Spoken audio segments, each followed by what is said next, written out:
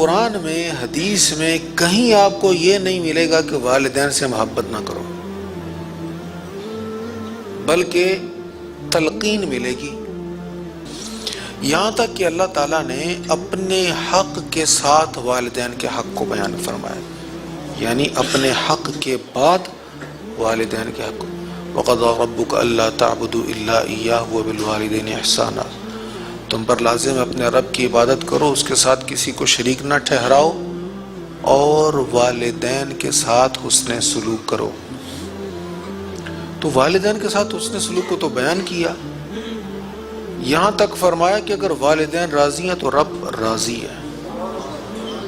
والدین کی زیارت حج مبرور، جو محبت سے صرف دیکھتا ہے مقبول حج کا ثواب ملتا ہے اسے۔ بھائیوں کی محبت، بہنوں کی محبت، اس سے بھی منع نہیں کیا گیا۔ فرمایا سل من قطعک، جو تیرے ساتھ توڑے تو اس کے ساتھ جوڑ۔ یہ بہن بھائیوں، عزیز و اقارب کے لیے ذو رحم رشتوں کو توڑنے سے منع کیا۔ تو بہن بھائیوں کے ساتھ بلکہ رشتہ داروں کے ساتھ حسن سلوک کا بھی حکم ہے۔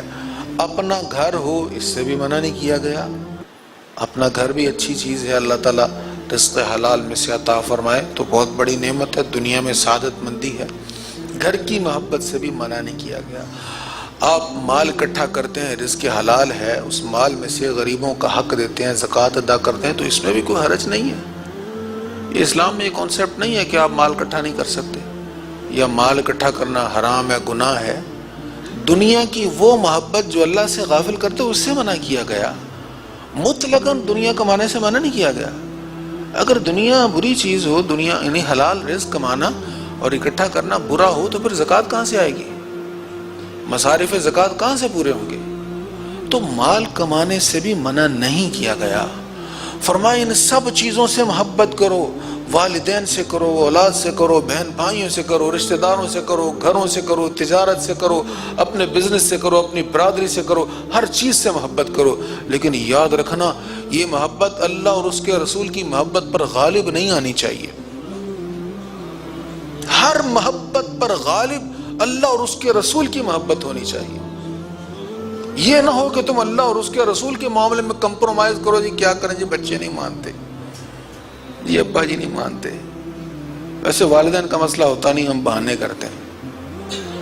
ہم بہت سارے معاملات میں اللہ اور اس کے رسول کے احکامات کو چھوڑ دیتے ہیں، جی بس جی کیا کریں، رشتہ داروں کو بھی تو رکھنا پڑتا ہے۔ یہ کیا بات ہوئی؟ آپ نے شادی کے موقع پر سارے روٹھوں کو منا لیا اور اللہ اور اس کے رسول کو ناراض کر دیا۔ یہ تو اس آیت کی خلاف ورزی ہوئی نا۔ فرما سب سے محبت کرو، لیکن اللہ اور اس کے رسول سے بڑھ کر کسی سے محبت نہ کرنا۔ اگر تم ایسا کرو گے، اللہ اور اس کے رسول کی محبت پر تمہاری کوئی اور محبت غالب آ گئی، پھر حتی یاتی اللہ بامری، پھر اللہ کے عذاب کا تم انتظار کرنا۔